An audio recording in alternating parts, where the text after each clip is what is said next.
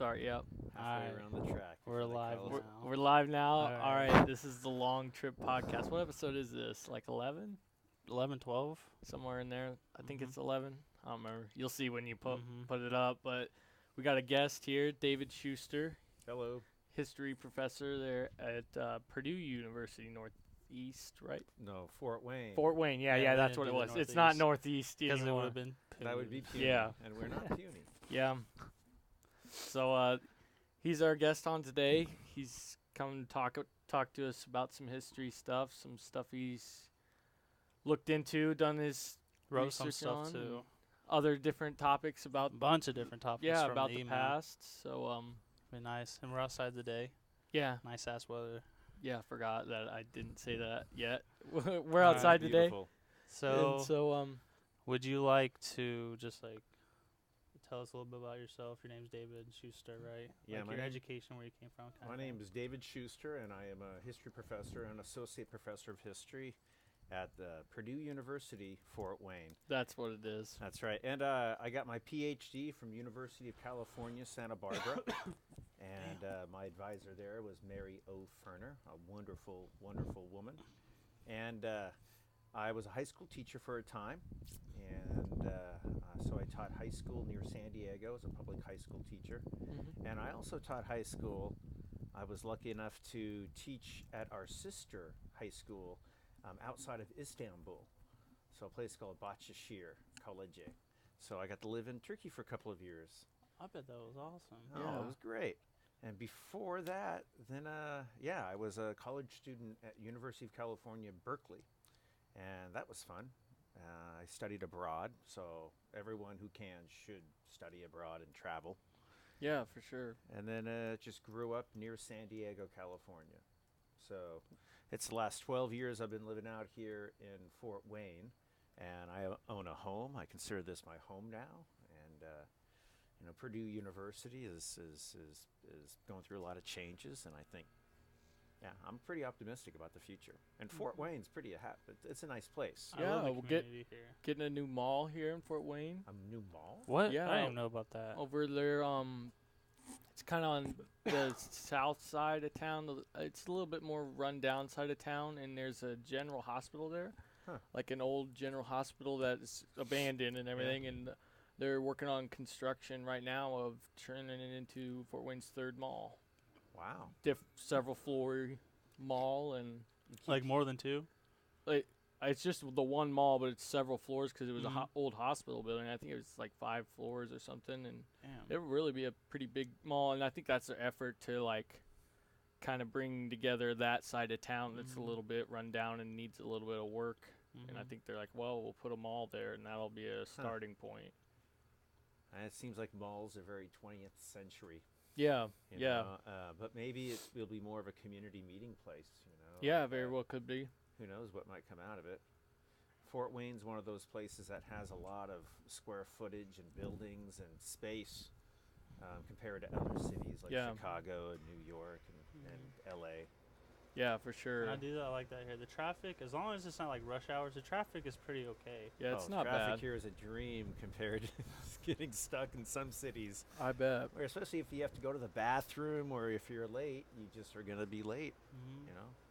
I hear in like California, like where you grew up, how was the traffic there? Here is horrible. It's pretty bad. You sometimes just don't go out, so depending on what time of the day things are, that you ain't don't do mine. things. If you know it's going to take you 5 hours to get across town, so you just don't do Is them. it like that sometimes? Sometimes, especially in LA, if you live in I LA. heard LA was Where the I grew up, worst. by the time I left, we were still kind of hobnobbing around kind of a smaller area. But now life there is so spread out along the interstate highways Mhm. that sometimes it'll take you 10 minutes to go 10 miles. Other times it will take you 45 minutes, an Yeah. hour. Ugh, Makes sense. I do not miss the traffic. I bet. You said you studied abroad, and you said you already went to Turkey. Did you go anywhere else besides just Turkey, or? Well, I studied abroad in St. Andrews, Scotland. So Okay. that was an experience living in Scotland and being young and discovering life. Yeah. Yeah.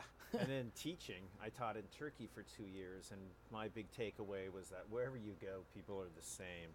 So the same things that annoyed me about my high school students when I taught, near San Diego, they also annoyed me about those kids in Istanbul. So it was a useful and youthful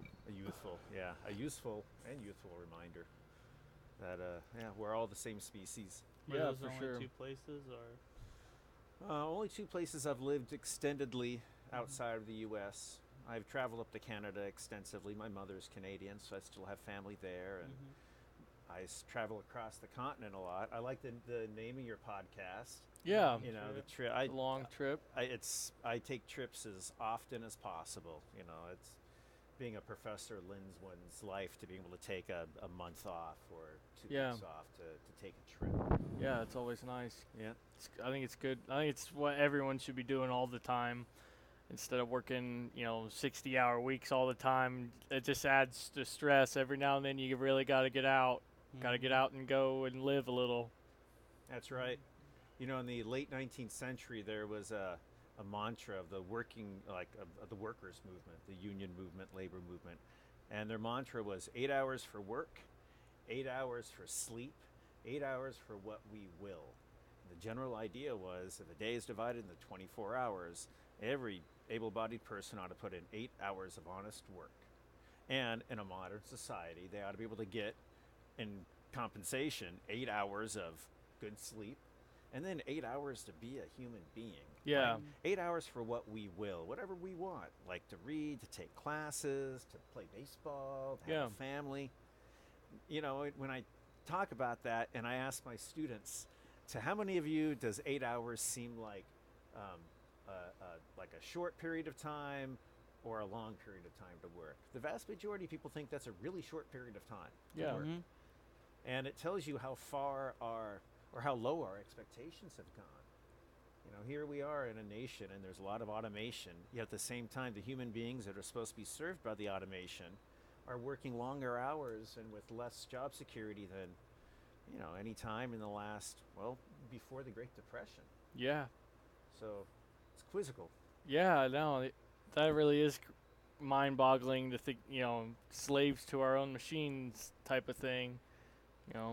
It's true. It's true. We're working harder and building more and more of stuff that's supposed to make our lives easier, but yet we're still slaving away for it. Yeah. I mean, it is these devices. We were talking before the show about the library, and you guys felt pity for my generation because we had to deal with the library. But we feel pity for your generation for not having, rows of books that you can sit down at. And I guess that's your reality of technology. And Yeah. yeah, you don't have to spend money and lug books everywhere, man. Lugging books and LPs, like record collection, that's what people would spend their trunk space in. They're lugging their books and their music. You can always buy new clothes, but you cannot buy those books and music. Yeah. Yeah, myself, I get up at like 7 a.m. and I work and go to class for anywhere from like 8 to 4, and then I come home to just spend hours like doing homework and stuff, and then another assignment, a couple hours on that. So I'm working like probably like 10 to 14 hours every day, depending on how my school goes. Sometimes I won't have an assignment, but You're on the make, though. You're what they would call a young man on the rise, in the sense that you're putting in extra hours now with the expectation that by the time you get to be my age, maybe you'll be working 8 hours a day. I imagine. that's what I'm hoping for. You're hoping. I'm I just mean, working 8, 9 hours Yeah. a day. You don't- at yeah. the most, and then coming home, doing whatever I want. If I have a family, be with them and stuff, kind of hang out with my friends. Yeah. That's what I hope for, but I mean, we'll see. Well, good luck. It used to seem as though there were obvious career paths people can take, but in the last 20 years, 25 years, I think, when I'm younger, I think, oh, this is the direction everything is going, and then in hindsight, I didn't know. Yeah. I thought the Cold War was going to go on forever, and then the Cold War ends, and it's like, well, there goes that thesis. Yeah. So what is it like teaching high school versus college? Yeah. Pros and cons of each, or however you want to describe I it. much prefer teaching at college. I would too. Mainly because I don't do well dealing with people who don't want to be there. Right. And in high school, that's what stressed me out. I'd get wound around the axle as I'm trying to sleep at night, and my mind keeps on coming back to those kids in the back of the classroom or in the front or wherever they end up that are just, they don't want to be there, so they're breeding chaos and discord, because Yeah. I guess that's more fun than just, being angry. And those people don't exist in that to that degree at college. If they don't want to be there, they just don't show up. Yeah. And then it becomes more of an issue of trying to figure out who's not showing up because they simply don't want to be there, and who's not showing up because they're becoming discouraged or whatnot. And Mm-hmm. so in that way, yeah. Plus, the teaching at the university, I can focus more upon the what I feel is important in a curriculum. Mm-hmm.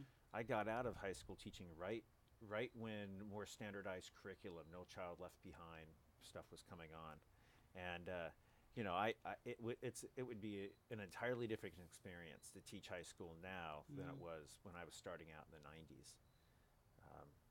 But the freedom to teach what one wants, Mm-hmm. and the privilege to be able to teach to students who want to be there, that's what separates college from high school. Yeah.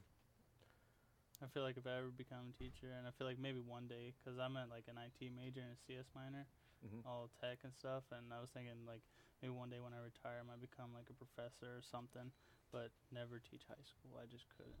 Well, you never know. I mean, who knows what things are going to look like Well, you're in right. that time. Things are changing rapidly. Our current Secretary of Education is, she's never gone to a public school. She makes no bones about seeking alternatives to the public school system. And so who knows what things might look like in many years from now. Something we have been seeing since the mid-20th century is a deprofessionalization of education. So education's done a pretty good job teaching teachers, and so now what's happening is you're having much more of kind of a managed education and kind of for-profit test-based education. Mm-hmm. So much more of what is taught has been turned over to testing agencies. Yeah. So in a way, it's like, who is running the show? Is it the testing agencies telling the teachers what to teach, or is it the testing agencies that are trying to come up with an authentic way to assess things? It's just, yeah. I don't know how I got down this rat hole, but No, yeah. It makes sense. there's a certain assessment thing that goes on in high school that is percolating up to universities. But fortunately, we can teach what inspires us versus what we need to according to a curriculum. Which already makes the class more fun.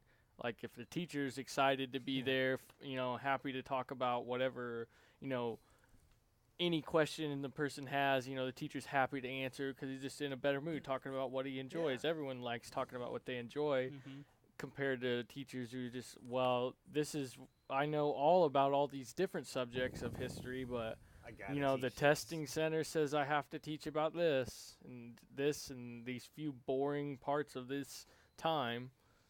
That would irritate me too. And I mean, I think back on the teachers who have inspired me the most, and they're the teachers who really enjoyed what they were doing, and they brought it all alive. And I imagine there's teachers still doing that in the classroom, but I imagine there could be more, or maybe less burnout if teachers had more control over the classroom kind of curriculum and experience. Yeah, I agree. I agree too. I think I agree with you what you're saying before too. There's definitely going to be a change.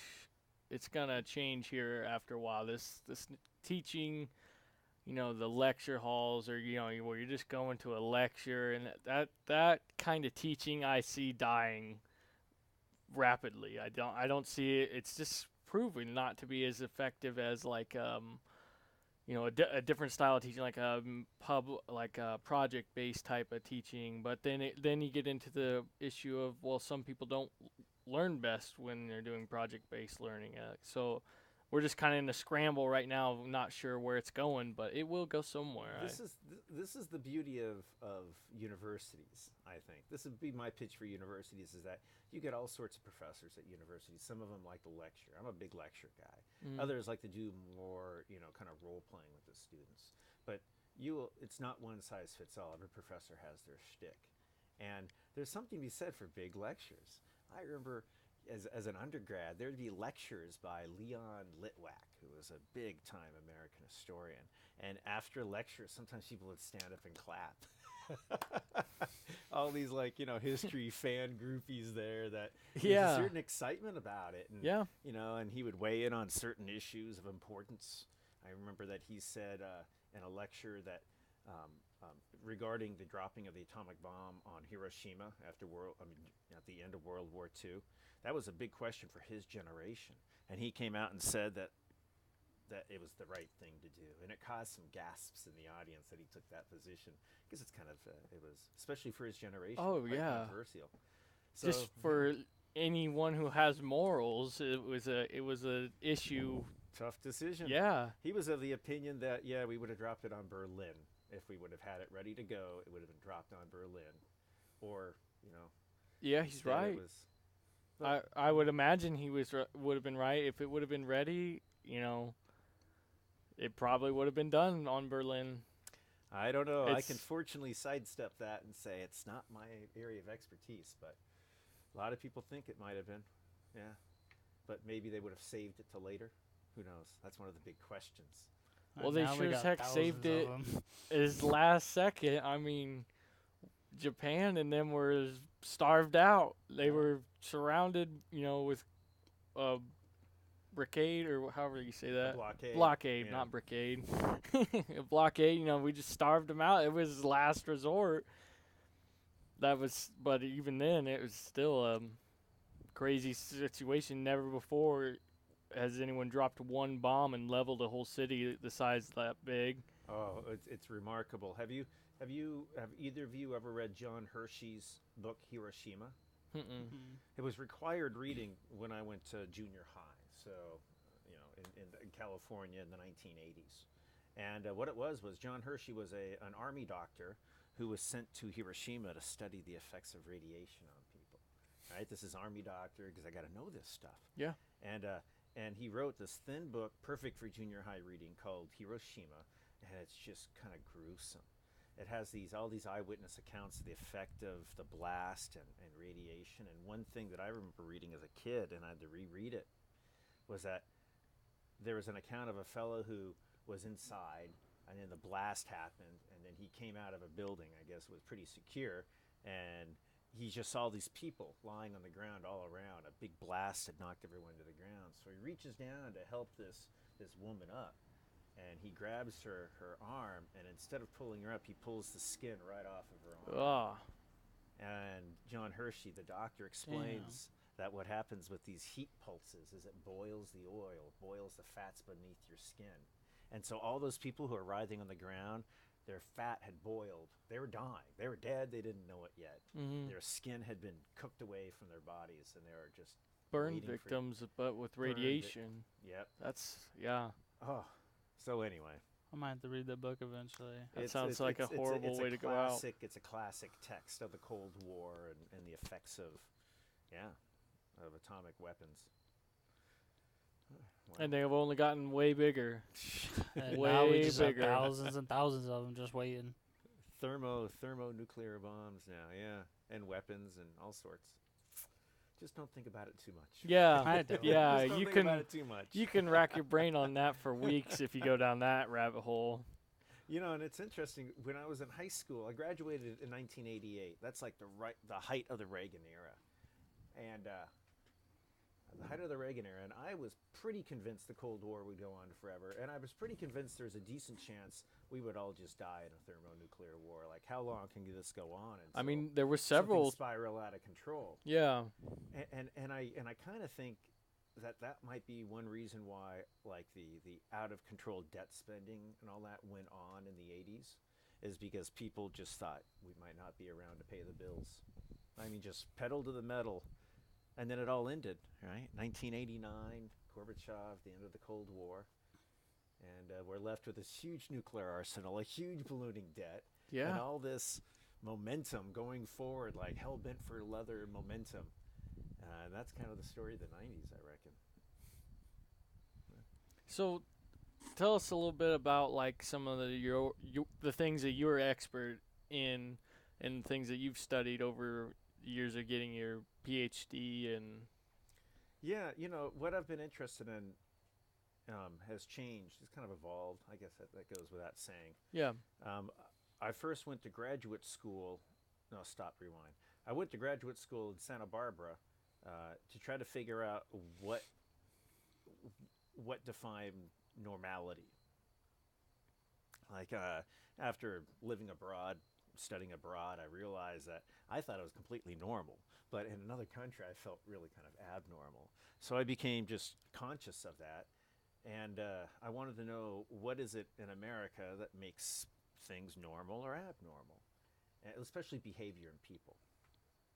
And so what I ended up doing is I ended up focusing on the history of medicine, and especially the rise of psychology and psychiatry, and kind of definitions of abnormal and normal, and medicine, especially the idea that medicine, think about it, with medicine as a profession in which you have these people who, through their professional studies, kind of know more about you than you do, which is yeah, kind of an intimate thing.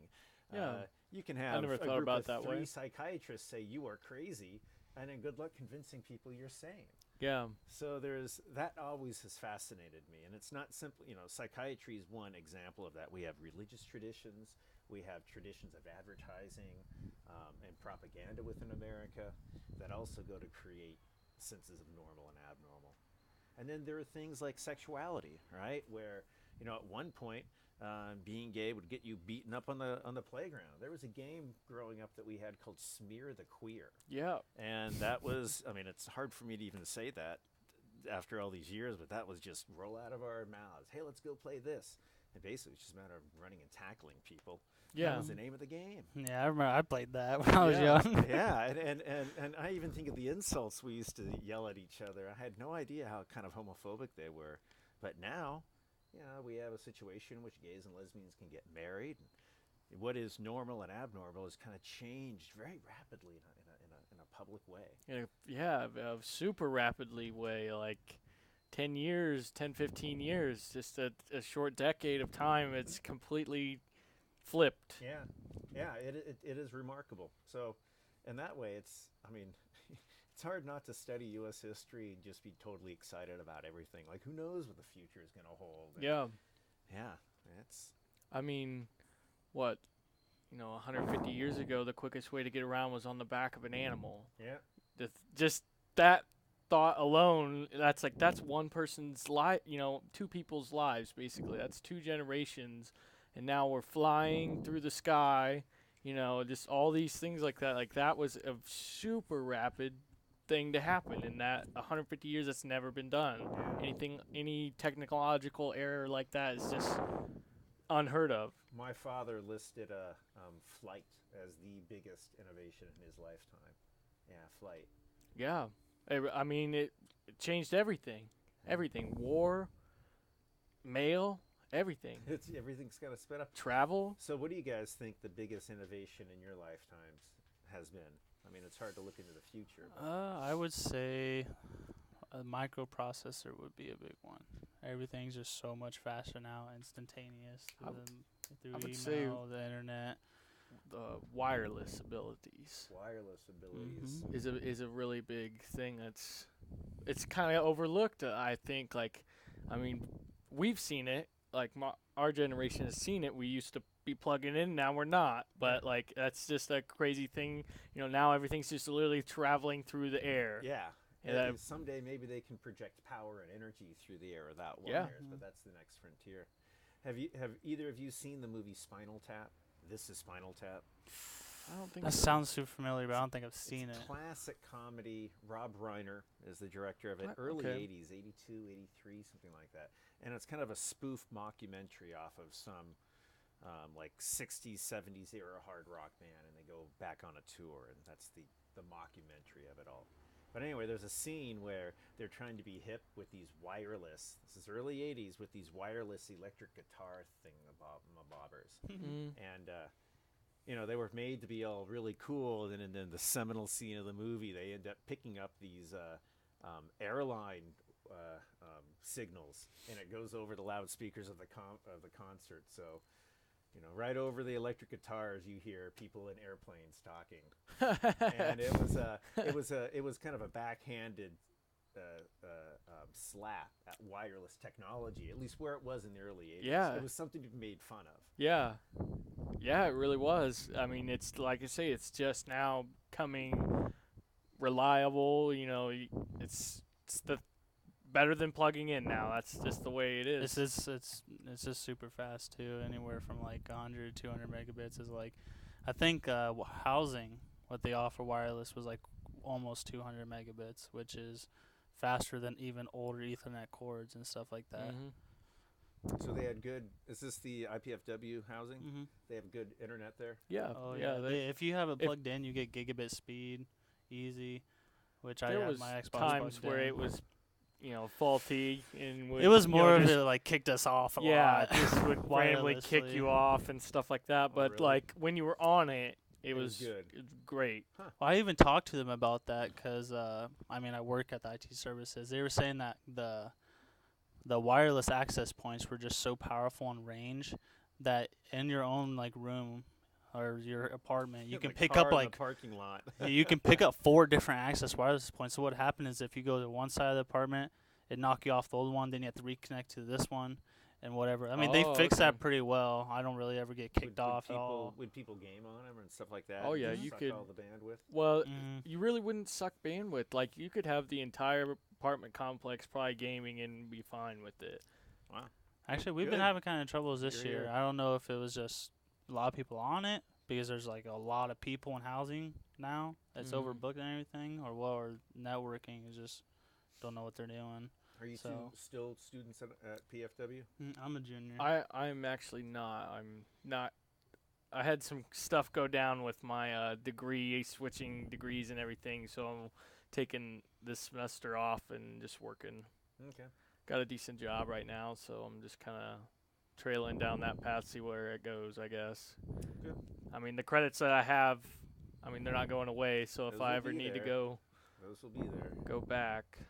But I was pursuing construction engineering, and I have a pretty good background in construction, and I'm certified in construction, and just like I know it fairly well, and so I'm gonna maybe try and branch off on my own, work for somebody in construction, and then see where can go from there on my own. Yeah, you'll find that unless you have the degree, your jobs will level off at a Yep. certain point.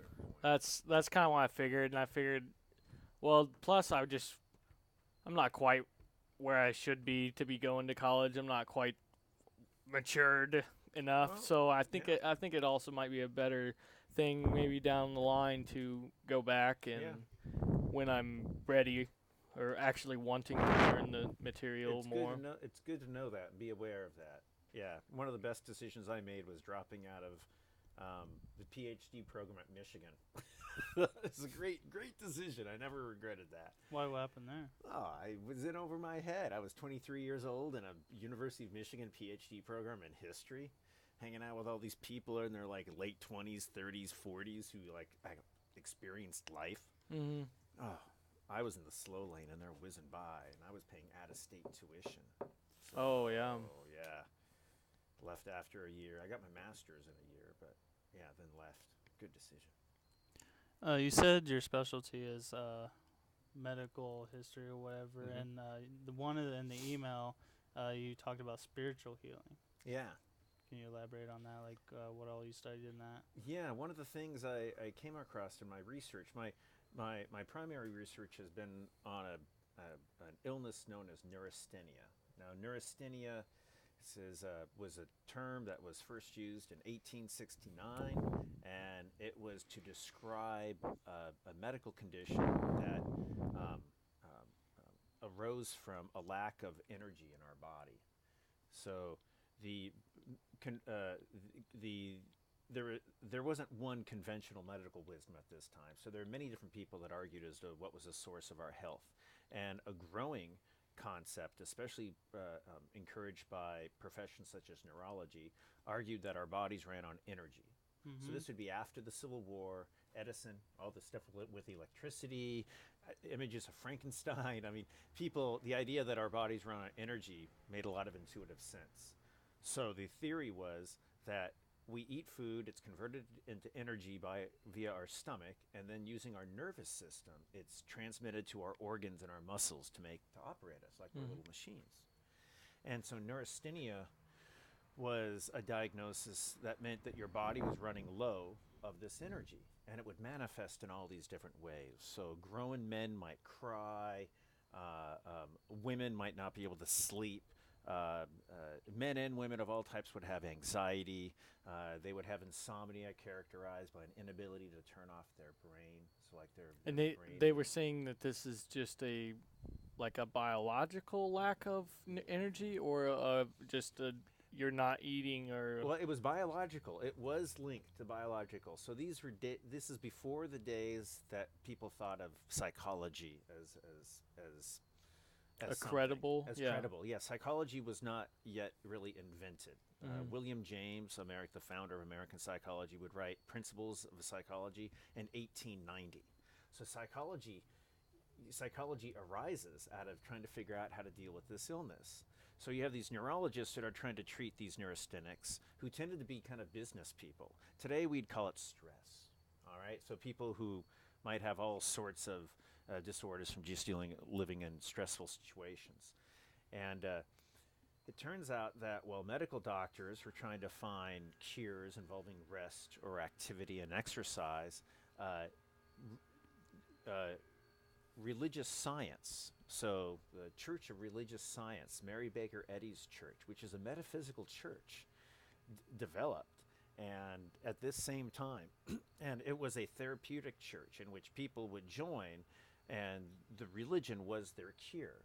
So if they felt anxiety, or they had insomnia, or they have some sort of illness like chronic diarrhea, they would often the church healed them. Sounds an awful lot like a cult. Well, it was criticized as a cult during its time, but it was very rapidly growing. And Mary Baker Eddy, the organizer, she had a certain charisma, and she managed it, and it grew as a religion. And by the time you got to the 1920s, it was a really, really kind of a vibrant therapeutic religion. So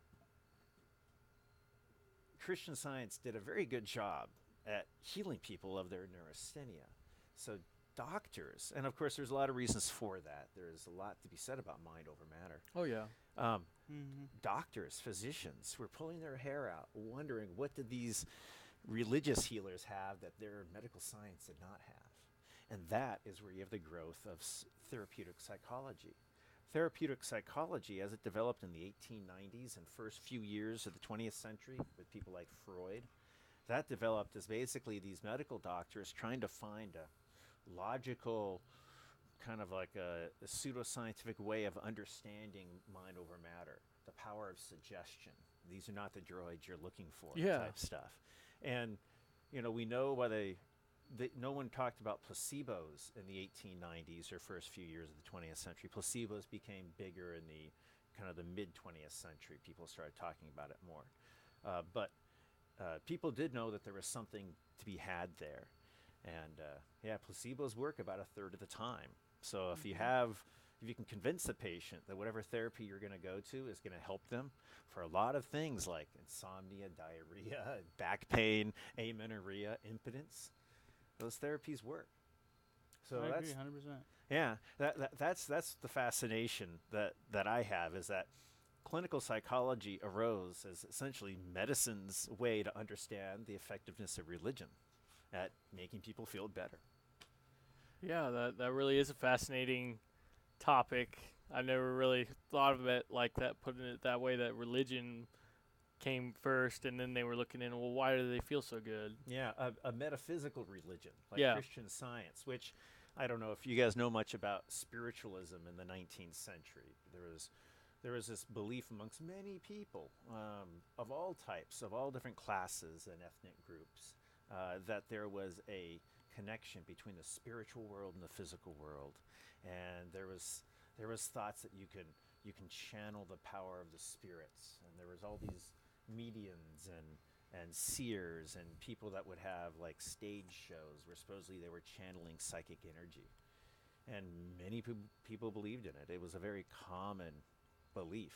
Still around. Monks and a lot of the Japanese religion is focuses on that kind of stuff in there. Like they call it kung fu. Basically, is what that's kind of a branch off of that. Is where they're channeling energy, Yeah. the chi, into their physical body through a spiritual thing. It's still around.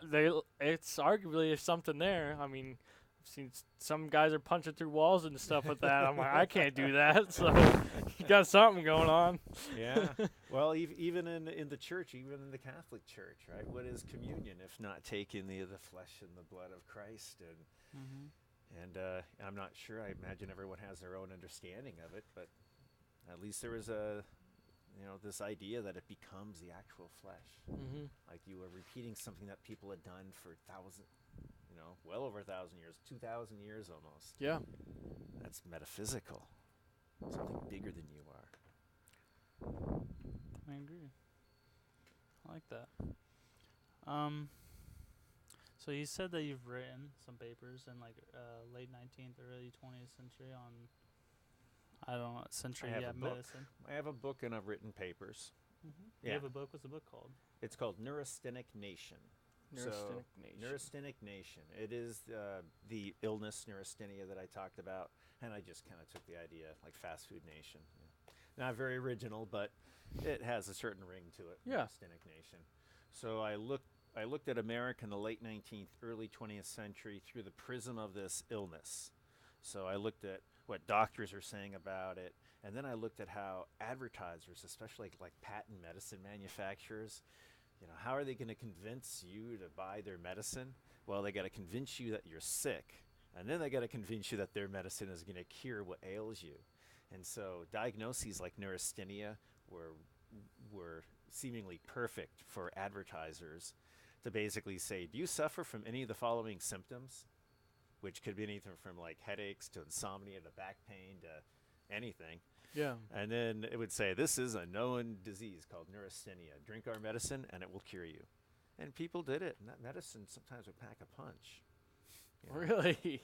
Oh yeah. If it was like if your symptoms involved fatigue, you're always tired, you can buy medicine that would be alcohol and cocaine. And you take that, and let me tell you, you're going to be energetic. Yeah, you'll be. Sure you will Yeah. be. You'll be up. Yeah. Let's say that you can't go to sleep. Your symptoms were insomnia. Well, you can take medicine that is alcohol and opium, and you're going to feel good. Everything's going to be all right. All those rushing thoughts are going to disappear, and you're going to be asleep. Yeah. So the medicine was strong. The medicine was strong. So what other papers did you write besides the book? My first paper that I wrote, or I got published, was it was called Esper Mitchell and His Female Patients. So what I did is I looked at a doctor who is rather infamous, and I say infamous because he was a doctor who treated a woman in the late 1880s named Charlotte Perkins Stetson was her name at the time, but she's better known today as Charlotte Perkins Gilman. Anyway, he treated her for her neurasthenia, or maybe I should say mistreated her. Basically put her into seclusion with the understanding that she had too much activity and that was making her go crazy. But it was actually her seclusion that made her go kind of more crazy. So as you can understand, this doctor has been seen as and rightfully so in many ways, as this patriarchal kind of villain. Someone, a male doctor trying to treat female patients when he's just out of touch with these female patients. And, with Charlotte Perkins Stetson, Gilman, it looked like that was the case. So my paper was trying to look at the same doctor and how he treated women of an older generation, his own generation, rather than trying to treat a younger woman. And I tried to find how he was able to use kind of his similar generation and similar books that they would be reading and events that they shared in life, like the Civil War, to be able to create a real connection with his patients that then led to therapy, Like the women felt like they could talk to him about all these different things, and so yeah. And I would be able to. And the fascinating thing is I was able to recreate this relationship between a doctor and his patients. This is from the 1870s, 1880s, and 1890s through their letters. Like they would only meet maybe once a year, but they would carry on writing relationships where they would send 2 or 3 letters a week.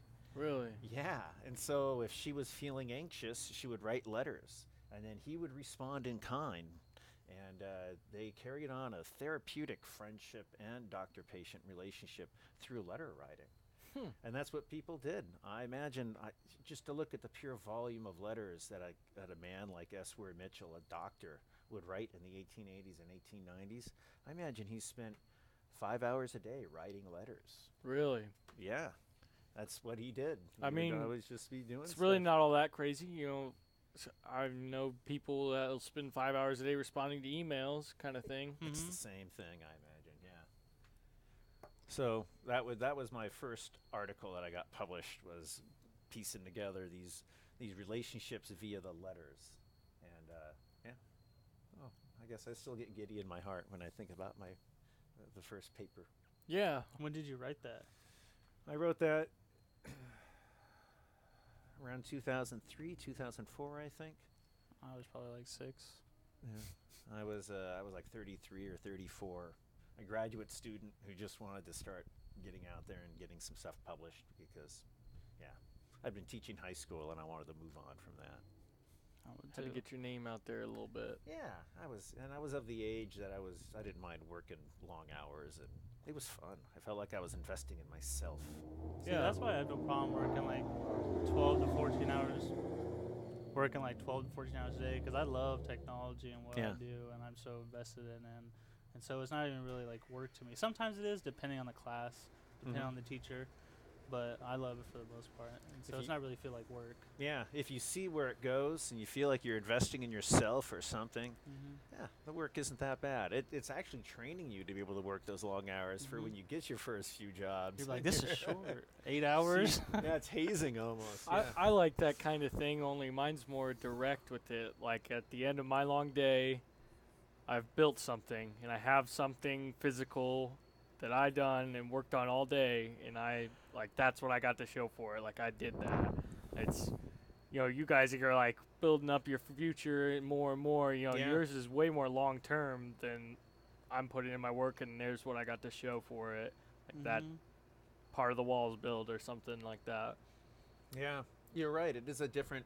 It is what we look for, as Yeah. a product of our labor. Whether Yeah. it be like an hourly thing, or at the end of the day you want to have your project done, or whether it be at the end of 5 years, I hope I graduate Yeah. and get a job. Yeah. Yeah. Oh yeah. So do you have a favorite paper at all, or the one that you enjoyed most?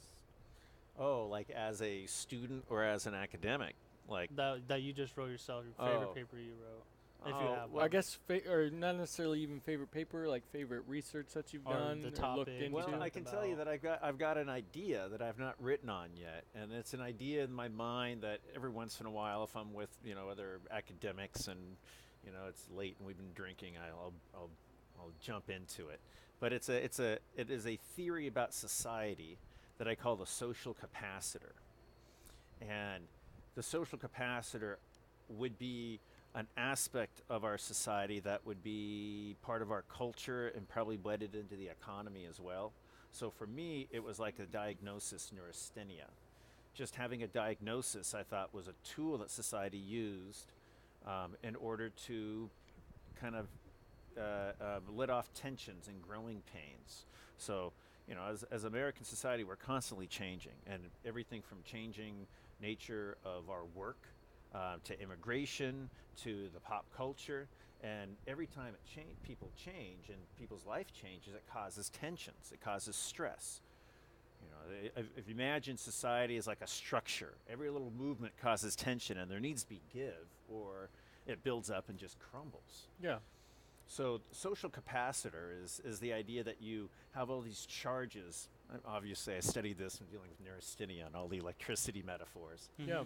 Fair enough. So you have all these charges static in culture, especially at the time period I study, where you have immigration just totally changing, the changing nature of manufacturing, and time is even changing, and our economy is moving from agricultural, rural to America to this business-based urban America, and Americans didn't know whether they were coming or going. And then women's rights as well, right? So that one generation, everyone knew what a woman's supposed to do. A generation later, no one's sure anymore. Not to mention racial changes. One year they were slaves, now they're not slaves. What does this all mean? Causes tension.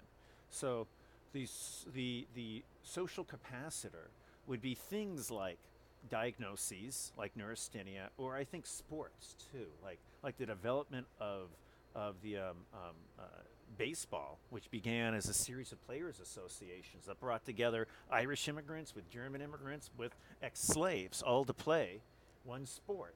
And so in that way, that institution like baseball is a social capacitor. It's taking all these charges, and I'm sure they're on the baseball, and the diamond things. People work some things out. Like you hear notorious stories of folks like Ty Cobb, like maiming people he didn't like for perceived slights. So, but it gets worked out there on the playing field, and that all then allows American society to continue to exist. So charges go in, and they are contained in there, they're lit out then in productive ways.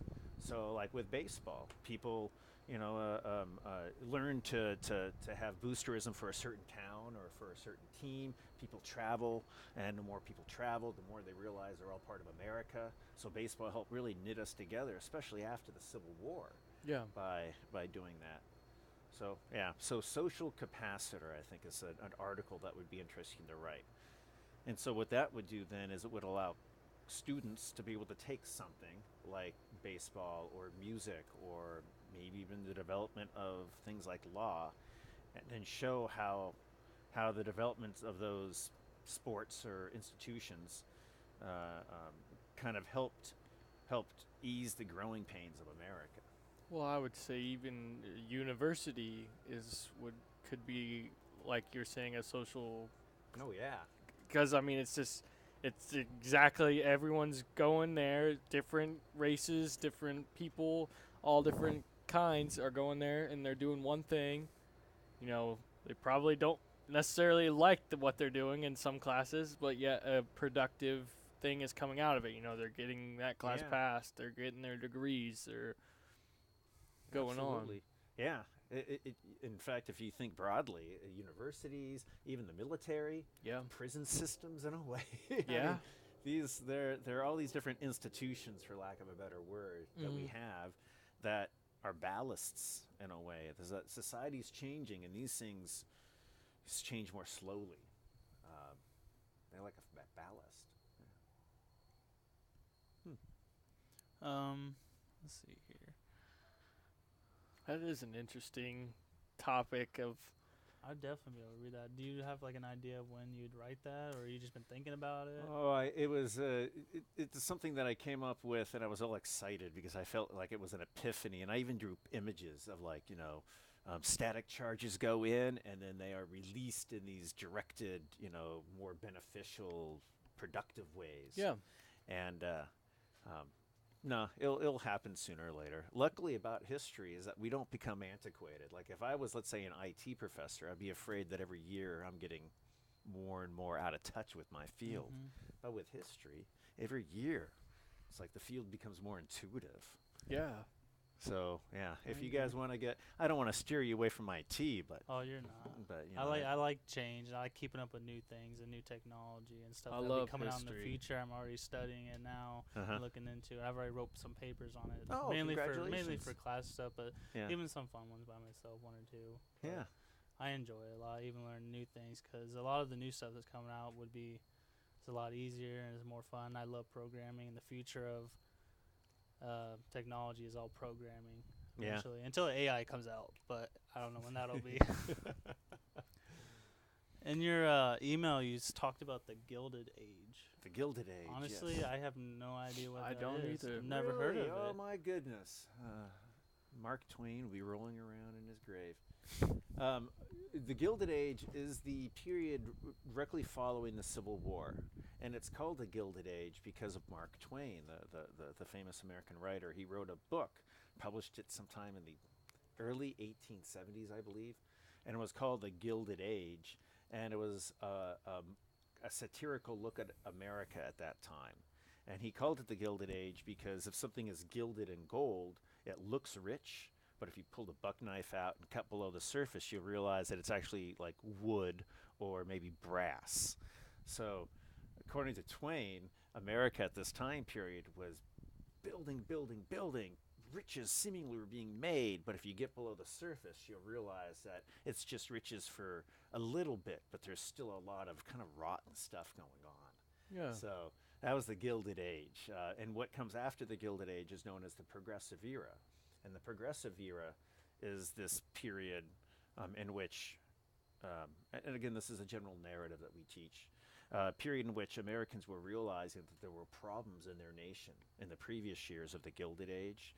Following the Civil War, the industry is growing like crazy, and the Progressive Era is people saying, "Whoa, let's kind of regulate this stuff. Let's make sure that there are, fire escapes in buildings, and let's make sure that maybe you can regulate some railroad rates and stuff like that." That's the Progressive Era. So my specialty is what's known as the Gilded Age and Progressive Era. Often we go by the acronym GAPE. GAPE, Gilded Age, Progressive Era. It's like the GAPE historians. Huh. What would those time periods be exactly? 1865 until 1920. Now it's both of them, or just the Gilded Age, or? Well, the Gilded Age would follow the Civil War, so 1865 through the kind of the Reconstruction period. Some people have the Gilded Age as more of the 1870s, but I say 1865, until around 1900. So there what you have is a generation, about 35 years, 2 generations of industrialization, a move out west, and America kind of coming together with this new post-Civil War nation. And much of that is development, economic development, and essentially it's just burning raw resources to fuel this. If you want coal, just level the mountain and take the coal. Yeah. You need wood to build Chicago again. Well, we got white pine forests in Wisconsin that need cutting, and so there's just this incredible growth of industrialization, and what allows that is the use of of natural resources. And that's the Gilded Age. And rise of big business, rise of big corporations, and then labor trying to kind of follow suit by trying to create their own organized labor coming out of that. So do you look at those time periods as like a broad spectrum of like socially a broad spectrum of what is going on, or do you look at any sort of individual like growth happening out, like you're saying, regulations on wildlife, or the conservation of stuff, or even building roads back then, or guns alone was a big industry booming like crazy at the time. When we had all these guns. The West. Yeah. Do you look anything like, or are you just mainly trying to study those as a broad spectrum of kind of like the social aspect of what changed from decade to decade? Yeah, it's the way I study it is the way I try to teach it as well. And for that, everyone kind of has their pet subjects. At one point I liked war, and then I got into, of course, medicine and culture. And the way I try to envision it is break the past down into 5 categories of events. You have, 4 categories of events. You have political developments, and especially in the time period following the Civil War. The Civil War was a political cataclysm, and nothing was the same ever after that. Yeah. And you have the ascendancy of the Republican Party and making, tight connections with the growth of American business at that time. And, you have these things that you still see echoes of today. So there's political developments, and then economics as well. America's about the economics, right? Mm-hmm. It's this idea that you can go out there and make a profit that has been a big motivator, especially at the time period of moving out west. Like, Yeah. why risk your life unless you're going to make a potential fortune? Yeah. Ah, so there's this economic development, and especially with the growth of industry and the railroads, that's a major note in our not even a note, major chapter in our nation's history. So Yeah. you have political developments that happen hand in hand with these economic developments. And then there's social development. So that'd be the third way that I look at the past is social things. And for that, immigration is big. Yeah. Uh, Okay. the idea of how Irish Americans are learning to live with German Americans, and then all of a sudden these Italian Americans come around by the 1890s, and it makes the Irish feel like, well, we're not the new kid anymore, right? There's Mhm. someone else now that we can kick on, kick at, and so there's this interplay of races in America and religion as well. So there's that social side, how Americans organize themselves, regardless of where their job is and who the president is. And then the fourth way that I try to look at history is culture, and it's easier to do cultural history when you deal with recent stuff because we still have books and things like that. Try to do like ancient Roman culture, and all you're left with is frescoes or something.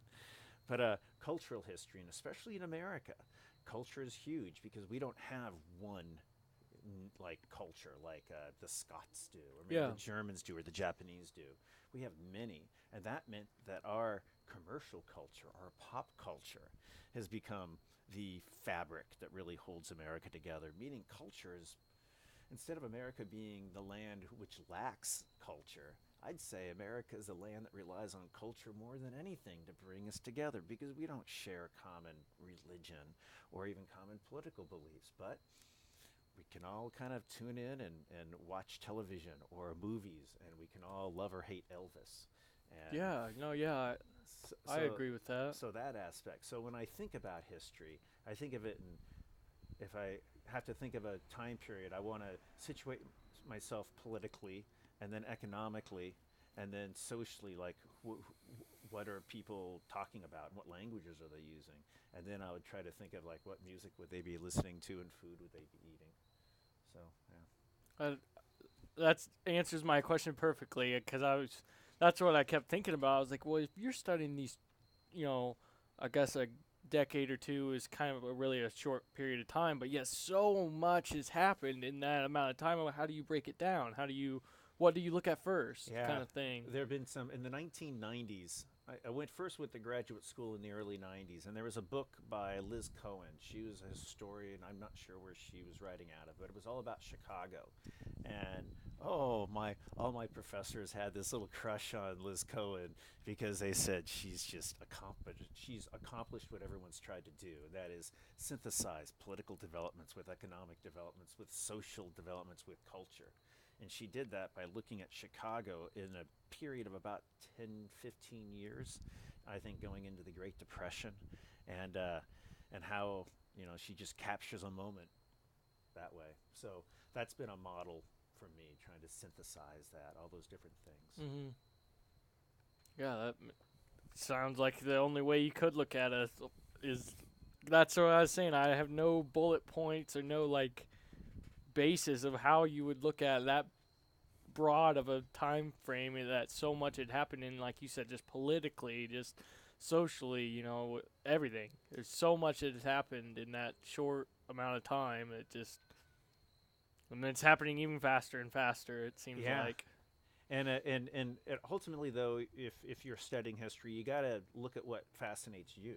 Yeah. So, I mean, I like music and I like sports, so that's kind of feeds the culture things. I imagine if I, was into horseback riding, I'd probably be, writing more about the relationship between human beings and the horse, or Yeah. something like that. Yeah. You said you like music, so do you have any? What's your favorite artist? Oh, I You guess have I one? keep coming back to Led Zeppelin. Led I'm always Zeppelin. a 13-year-old boy at heart who Everybody likes loves Led Zeppelin. I am a white male in America, and Led Zeppelin is my mantra. And that said, the classic rock, the Beatles and Mhm. all of that in the 60s and 70s. I listened to the Grateful Dead when I was in college, and I went to a few Dead shows, so that was neat. I'm glad I got to do that. And then since the 90s, when I started traveling more, I really got into world music. My father always liked classical music, so Mozart and Beethoven and Bach, especially the Organ concertos, are things that I like. And Fort Wayne has a great music scene. I have to say this: Fort Wayne has one of the best music scenes I've ever. We've had a I've few ever artists lived come on, in. and Yeah, we we- have another one that should be hopefully scheduled sometime soon. And We've had just 2 artists, 2 producers come onto the podcast that are local artists in Fort Yeah. Wayne that are booming and Oh yeah. trying to get it out of Fort Wayne, but they're doing well in Fort Wayne while they're here. Yeah, and you know, and because there is so much talent here from Sweetwater, and then also the high school bands. There's a huge Yeah. and in California they don't really have high school bands anymore. Those are budgets that were cut. Mm-hmm. Really? But there's so much richness when it comes to the music here in Fort Wayne that I think folks that grow up here just they take it for granted. Like you can go see good music for free on a Friday or Saturday night, or if there's a cover charge, it's maybe Yeah. only $5 or so. Versus try to do that in LA, and it's, I mean, you're gonna be driving around all the time, and it's gonna be a $20 cover charge, and the band might suck. Yeah, So, yeah. anyway. Never really thought about it like that. I'm not from Fort Wayne, but I'm from Indiana still, so I was like, never really thought about what it'd be like outside. Like that is kind of a nice thing that we have music Yeah. everywhere. Yeah. And one of the artists we have on, his name's Sam. Uh-huh. His Samuel Harness, and his producer, Go See Sam, is what he likes to go by, or whatever. Okay. They have like an art show meetup, or like art as in like music. There's a dude who spins sticks with fire, like it's just a Nice. bunch of different things, like every month over down by the Lakeside Park. I'm pretty sure. It's basically Okay. an event Oh, yeah? to where he's It's like had a, it on where he basically will say, "Come do your thing." like a Mhm. busker event. Yeah, kind of. Just for free, everyone comes At socialize. Lakeside Park, huh? Mhm. That's my And they just- neighborhood. They just play guitar, hit the drum. Yeah, what's your drums, talent? sing, Come and rap. show. Huh? Do you know Kinda- what day it is? Is it a? Is it I like don't a know when the Facebook next thing, one or is. I'm waiting on him to Oh post yeah, it. But the last one was last month. That'd be That's great always a to cool show. thing to see. Oh, what are you good at? Oh, I don't. I'm Kinda a thing. fan. Yeah. I am good at lecturing about history. Hey, That you know, is- everyone's got their thing. Yeah. I just picked up juggling here recently. Oh really? Yeah, I Good for you. just started. I don't know. I didn't have a TV or internet here for the first couple weeks of So how do moving you in. spend your time? Yeah, You so I'm start on with one hand juggling. and go to two. He's getting better and better at it. Oh, that's nice. Getting decent at it. Jugglers are good because it's something. Good jugglers I've seen. They can also be like magicians, and they can tell Yeah. a story. And It's you know, hand-eye. Yeah, it's hand-eye coordination, and you can do clever little things with it. Yeah. and I yeah. can just juggle. That's about it. I play can. banjo as well, and you'll be a Yeah, good there we go. one-man show. I'd like to learn the ukulele one day. That'd be Yeah, that fun. would be fun. Was It'd be it neat only to just play 4 anything. strings. Yeah. I like you said, I love music. I listen to music. That's the one thing that I say that our generation really is getting spoiled immensely with is music. Just I have thousands of songs good on my music. phone, Yeah. and yeah, and it's as as easy as clicking a button. Now I have it. Yeah, Versus- again, this gets back to a generation gap. To help. Like I know all the Led Zeppelin albums. Like I know, like the first song and the first side of Physical Graffiti, and I know the first song and the third side of Physical Graffiti. But when you don't have the physical albums, do people even listen to albums, or is it all on? They're actually random? kind of steering away a lot. I mean, some people get away with it, like Logic, and there's like other people, but they're like Migos. They drop albums and stuff, but I don't think they're that good. It all sounds the same and stuff. but- So do people spend money basically for individual songs? It's all kind of a la It's carte. it's more of like it used to be till Spotify came out. Yeah, it's like an antiquing thing now. It's people of that time who still appreciate the albums. They will go and find that album or purchase Yeah. an album, or you can even have a digital copy and make an album like a vinyl out of it Yeah. now. And people are, they just still do that, but like it's just a kind of going away. It's like I said, it's like an antiquing thing. It's just Mhm. it's I still have my Well- CDs. I still have my records. I actually It's a surprisingly do luxury. have a lot of friends who do buy vinyls, and even Oh, yeah. vinyls of like current artists who release new albums That's and a stuff. thing now. That is a Mhm. thing now. Yeah. Well, They're trying to keep it alive. It's because it's hard to get away from that. That's where music came from. That's what you were listening to when it. it's style. Yeah. There's something nostalgic about that. Yeah. I can say that there's music today is really good. I mean, it's almost hard to think that there was down points of music. Like in the '80s, the idea was music kind of sucked in the '80s, although there was good stuff. But now it just seems like there's so much music out there, and it's so interconnected. Mm. There's that so if you, many if genres, if you're not subgenres. finding exciting stuff out there, you're just not looking hard enough. Exactly. And there's Yeah. always new artists coming up, literally every week, every day. And Yeah. all they gotta do is, you got the internet, you just gotta look for them. And some people just do that. I've done it From before, all over but the world too. Mhm. Yeah. Oh man, what a good time to be alive. But It's not like, only what are that, the limits? there are a Yeah. lot of trash people too. Who just can't. Yeah. Oh, but they trying do. to make it, but they like Oh, there's somebody a lot should of just there's let a them lot- down easy. Like, listen, you probably should maybe start reading more books or something. Oh, Quit but, you singing. know, I imagine the same way people do karaoke drunk Yeah. at night at bars. Yeah. People also do their stuff and they post it. and Yep, it's that's just- the kind of thing. It's we like- are we are a fascinating species. Yeah. Oh, yeah. Yeah. Do you have any favorite genre literature? Probably history, I'm assuming. Or like, do you have any favorite authors, favorite books? Well, that's a good question.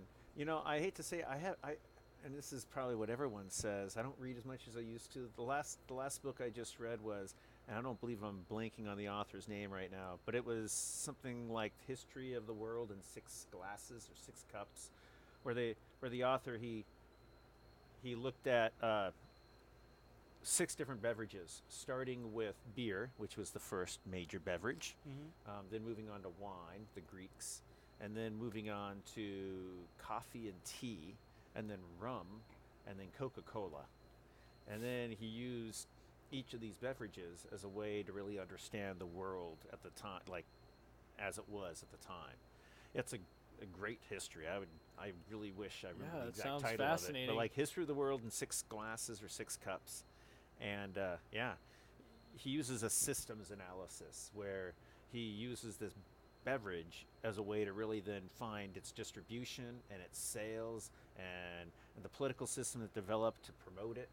And so in that way, he touches on all those political, economic, social, Yeah. cultural things Yeah. That's by fascinating. using coffee versus a diagnosis like I do. And Yeah.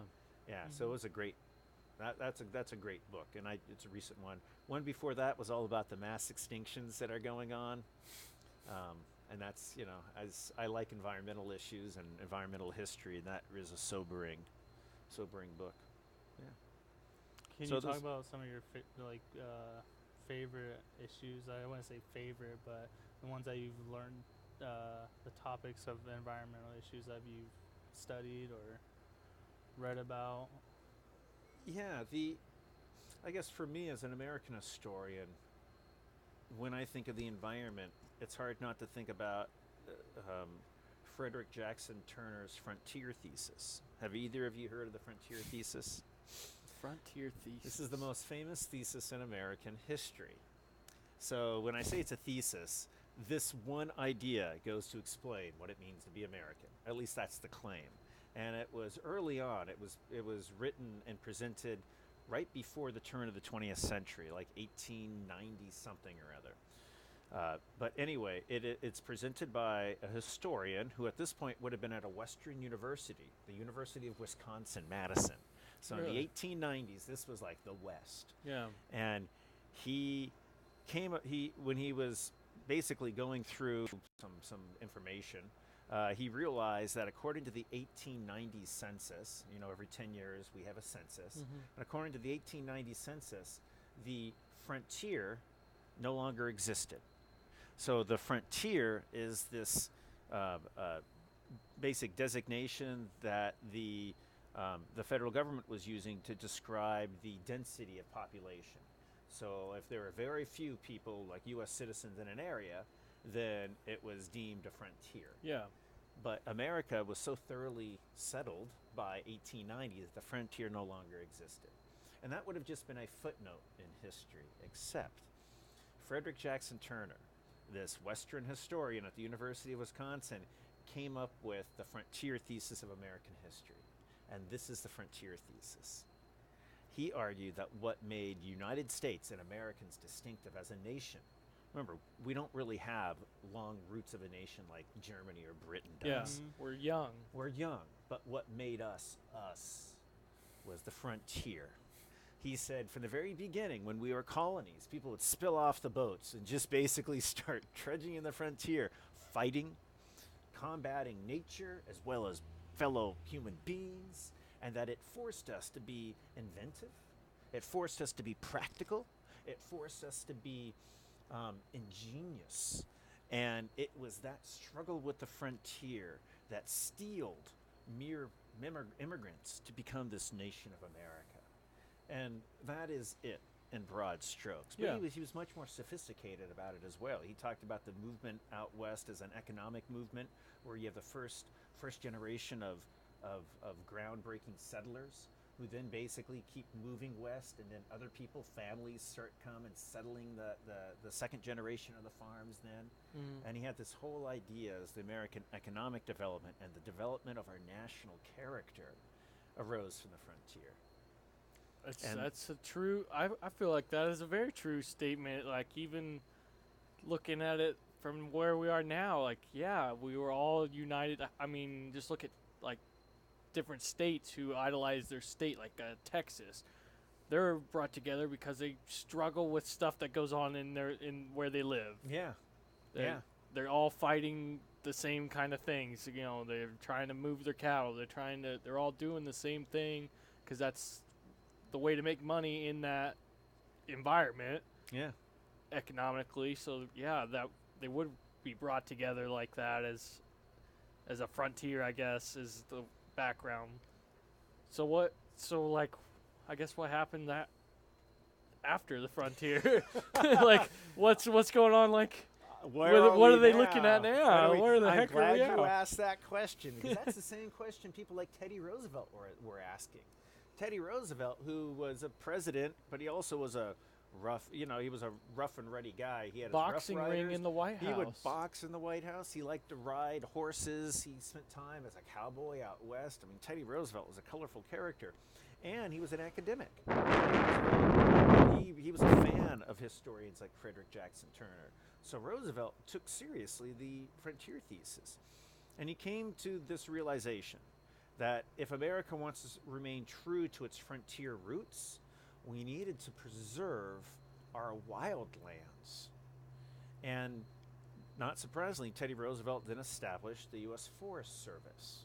And the U.S. Forest Service was designated through the Department of Agriculture to make sure that our wildlands remained there for Americans to use.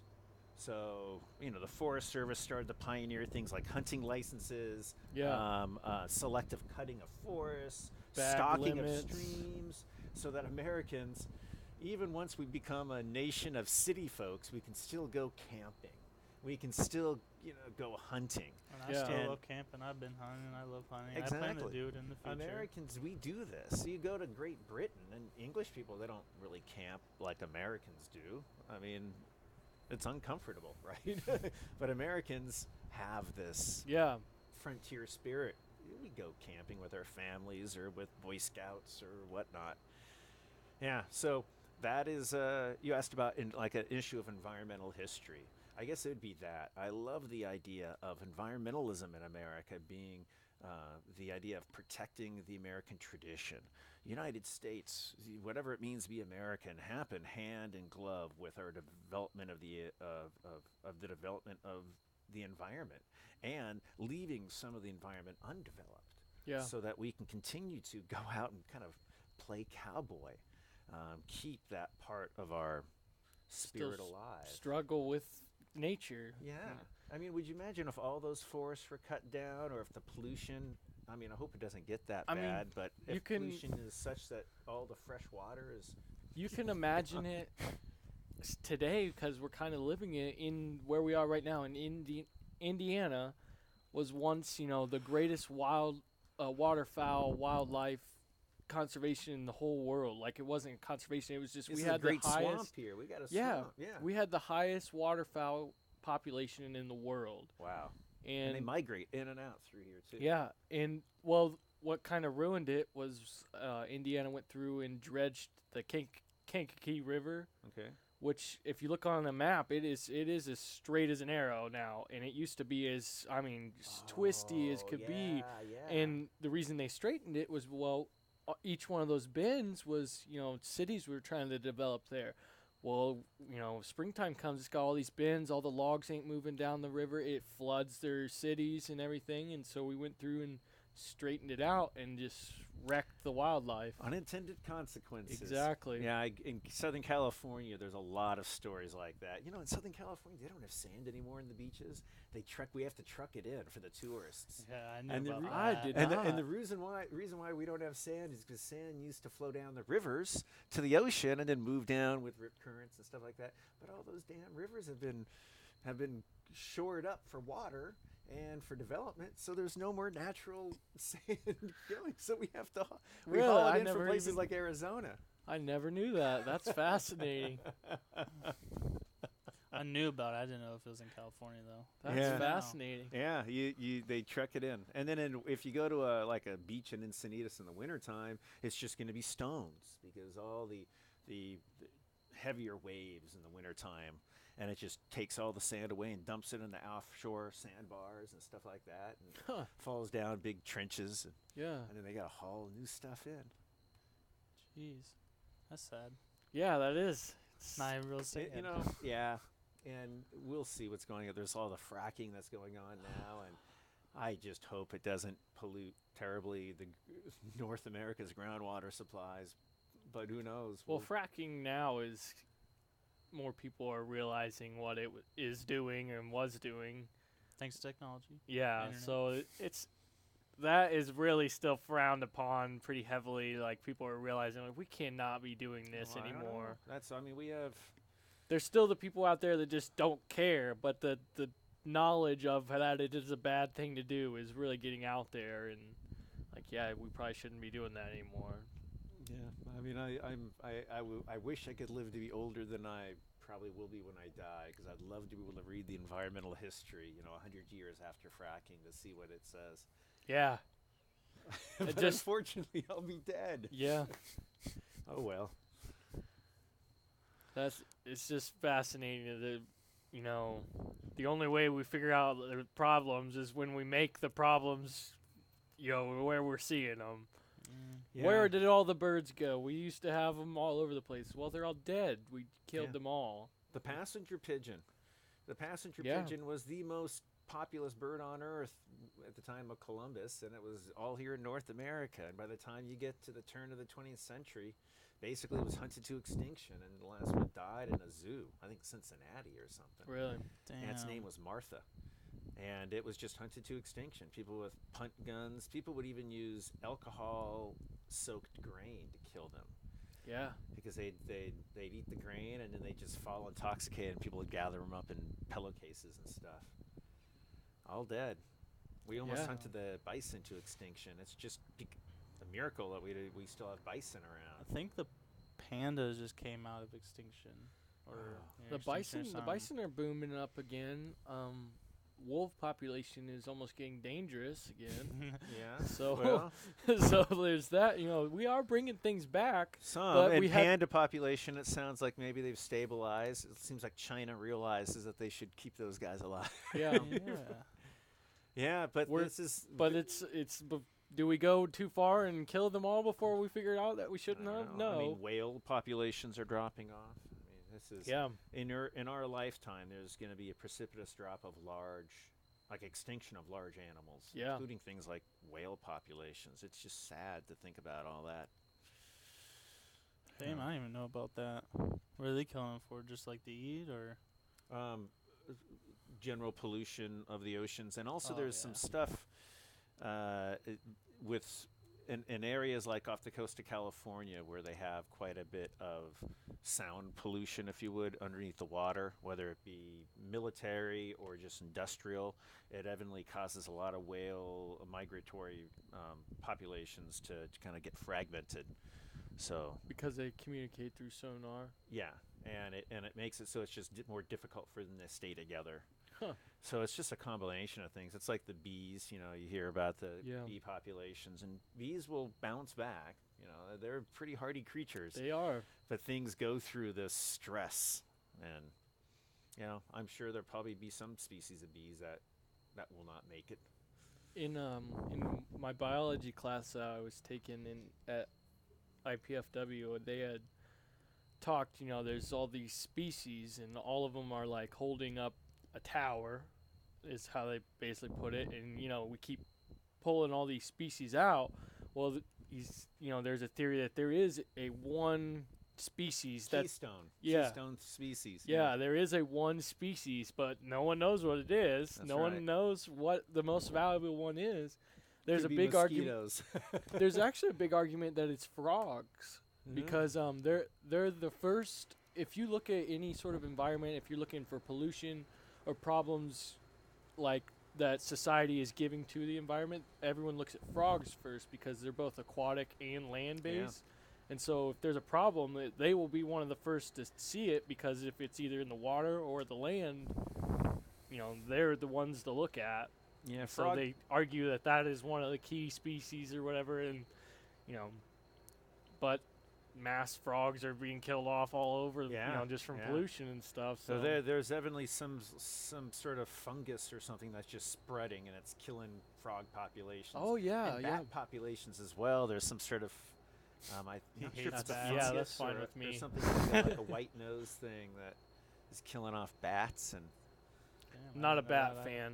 not a bat fan. Some people I feel like most people got their creature that they don't like. You know, some people don't like snakes or spiders, or what. Mine just happens to be bats. I don't like mosquitoes or Them- fleas. Yeah. Oh, I hate those things. Fleas, ticks. Oh, kinda ticks! scare me. Ticks might be one of the worst, especially if you're Yeah. not sure whether they're. Oh, have you Yeah, ever had you a just leech wanna- on you? A leech, Leeches, yeah. I hate those too. I've not had a leech. Oh, those suck. I came out. I went to Michigan one time when I was like 10, 12, somewhere in there, and we went to this river that had I don't know. It was fast going downstream or whatever. Went a little waterfall kind of place, not too dangerous or anything. And I guess there was leeches in it. I came out with like 6 of them all on me. It horrified It was me. horrible. Horrified I was like, me. I couldn't handle it. Once I saw them, I was just ripping them off. Like Yeah. I didn't care how much it hurt. I just wanted them off Leeches are me. healthy, actually.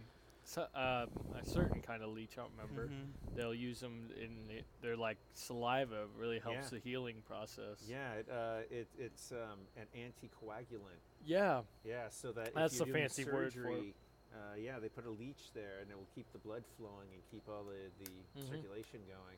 I've heard that as well. Doesn't let you clot up.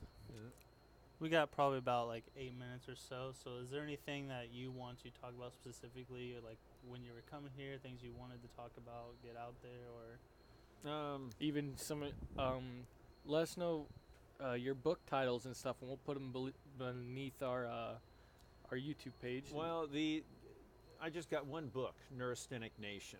So yeah, if you can give it a pitch out there, every little bit helps. It's Yeah, it's we'll an put it on academic there. title, so it's never going to become a bestseller. But Mhm. you know, it's Hey, it's- people are interested in different things, so you That's just gotta one thing I'm find that definitely interest. interested in, too. yeah. Yeah, well, you know, I got an idea for Fort Wayne. So if I was emperor of Fort Wayne, Okay. I got an idea. So let me pitch it to you guys, and maybe you gentlemen can give me some feedback on it. If I was emperor of Fort Wayne and I wanted to make a real fundamental change, I would try to shut down every other street to car traffic and open every other street up to something other than car traffic. So channel car traffic to just half the streets, and then open the other half up to like jogging lanes, biking lanes, or maybe plazas, so that you can kind of set up your lemonade stand. And so it will allow communities to develop where the cars stay off to the side, and then the communities themselves don't have cars whizzing down through the middle of them. And I think if you did something like that, you would have a lot more people that will be biking and getting around town because they can, versus Yeah. it being dangerous. Now it will be safe because you won't need to be on the same street as a car, because you're cars not gonna will get run over. you're never going to get run over. And cars like that too, because cars don't want to have to deal with a biker and No, and yeah. everything. Mm-hmm. So it'll be good that way, and it also, I think, it will lead to really development or redevelopment of communities, like different neighborhoods. People will now be able to just go out and do something in the front of their, of their house on the I street. feel like rather people than became way more antisocial.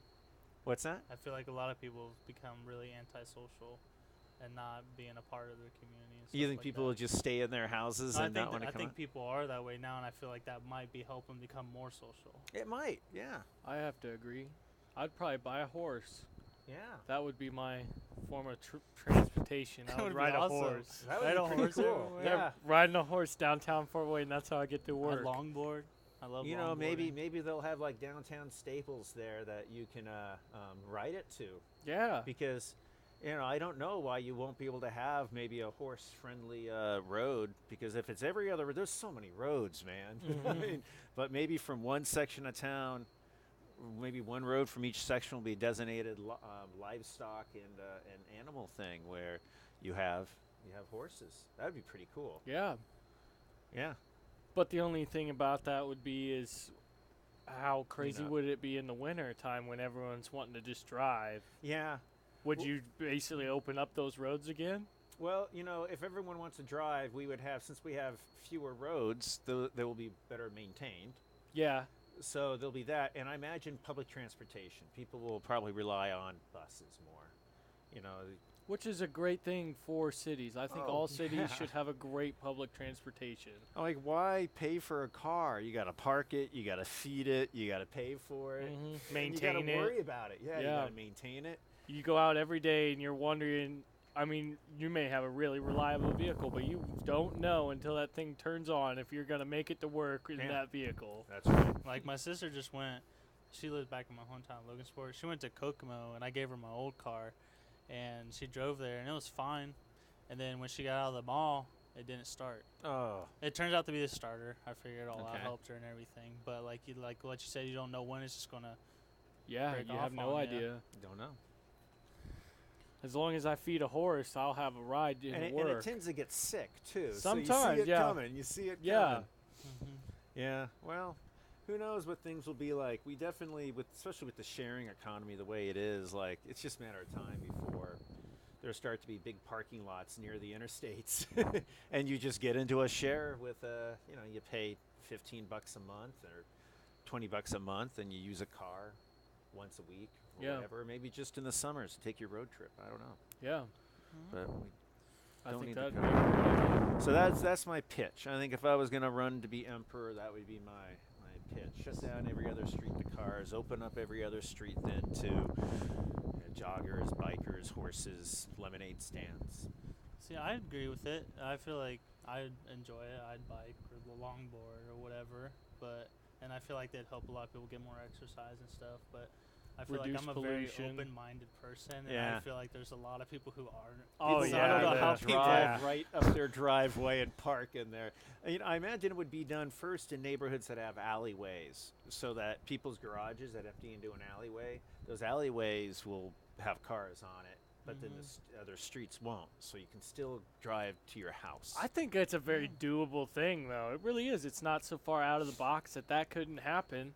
Yeah, start with certain neighborhoods first and see if it works, and then Yeah. And spread like it you around. said, it only took you like 15 minutes to get downtown, Yeah. and like 15 minutes to get here. So like, on on bike. On bike, people have if it's storming, no one wants to do it, and if it's Right. bitter cold, no one wants to do well, it. in that case, they just drive on the roads. Yeah, that's what I mean. Like, able you to. could just open up the other roads for driving at that Yeah. time and be like, okay, Yeah, you're because we right. already got all the street lights and everything already on them all. Yep. Mhm. Probably they'd need to have them anyway for emergency vehicles. So yeah. Yeah, Mm-hmm. Well, anyway, yeah. that's a Uh-huh. great idea, though, I think.